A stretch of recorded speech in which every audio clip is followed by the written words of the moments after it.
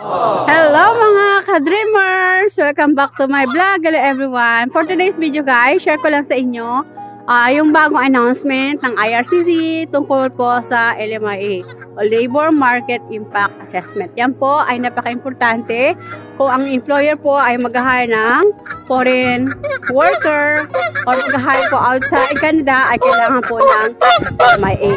Ang LMIA ay government sa government po yan, kinukuha sa ESDC. Kailangan po ay makakuha ng LMIA ang employer kung talagang gusto niya mag-hire ng temporary foreign worker. Tulad ko po ay nag-apply din po yung employer ko ng LMIA bago ko pumunta dito. Kasi ang LMIA ay pinaprocess din po sa ESDC kung ang employer ay qualified na mag-hire ng temporary foreign worker na mag-work po sa kanya. Kasi ang LMIA ay kailangan po yan bago mag-apply ng work permit dito sa Canada, inside or outside.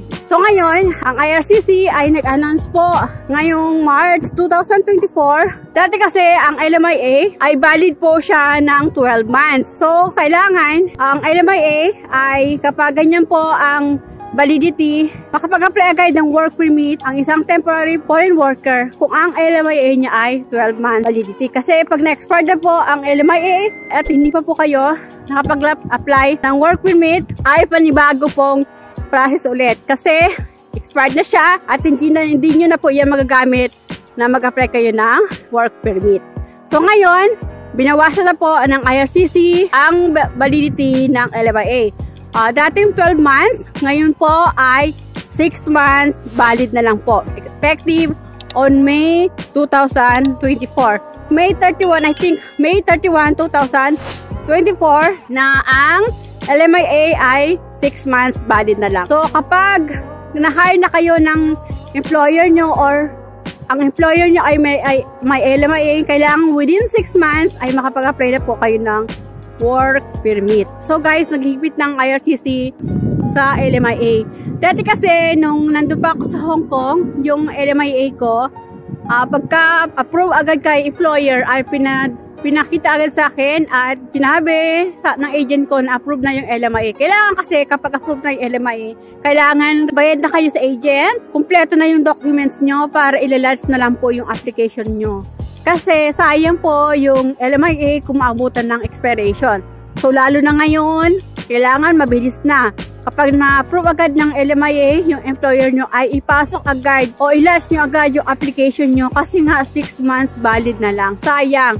Okay, mahal din po ang LMIA dito sa Canada at saka mahigpit din po ang proseso niyan. LMIA, hindi po yan basta-basta nakukuha ng isang employer dito sa Canada kasi sine-check din po sila kung capable sila or eligible sila na mag-hire ng isang temporary foreign worker dito sa Canada or outside Canada. Kasi naka-base din po yan sa salary income nila annually. Hindi po lahat ng employer ay eligible na makuha ng LMIA. So yun nga guys, unti-unti nang naghigpit ang IRCC sa mga temporary foreign worker.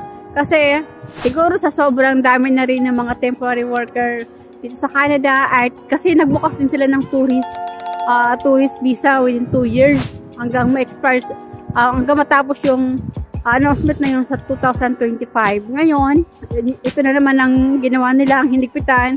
Yung LMIA ay aabot na lang ng 6 months. So kailangan talaga kung kayo po ay nakahanap na agad ng employer at na-hired kayo, kailangan bilisan nyo yung pag-asikaso ng mga documents nyo para mapasok agad yung application nyo o malodge agad ang application nyo kasi yung LMIA na 6 months ay napaka-maiksi lang yan guys.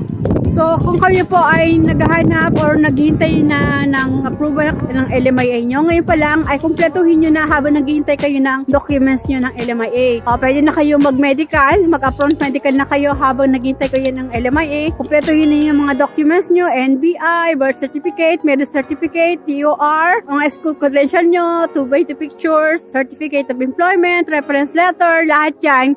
Kumpletuhin nyo na at saka syempre yung pambayad nyo. Para kapag lumabas na yung LMIA ng employer nyo, ay ilalabas agad yung application nyo. Huwag nyong sayangin yung LMIA nyo na ma-expire kasi sayang. Okay? Sayang time at magpanibagong start din naman ng employer nyo yan kung abutan ng expiration yung LMIA nyo. So, ilang guys, na-share ko lang sa inyo tungkol sa bagong announcement ng IRCC ngayon tungkol sa LMIA na from 12 months validity ay ngayon ay 6 months valid na lang. So, good luck po sa mga waiting ng LMIA at mga na-hire na ng employer at papunta na po dito sa Canada. So, good luck po. Sana makarating na rin po kayo dito sa Canada. So, yun guys, na-share ko lang sa inyo tungkol po sa new announcement ng IRCC tungkol po sa LMIA. So, guys, if you find my video helpful, please subscribe naman po and do like and share rin po.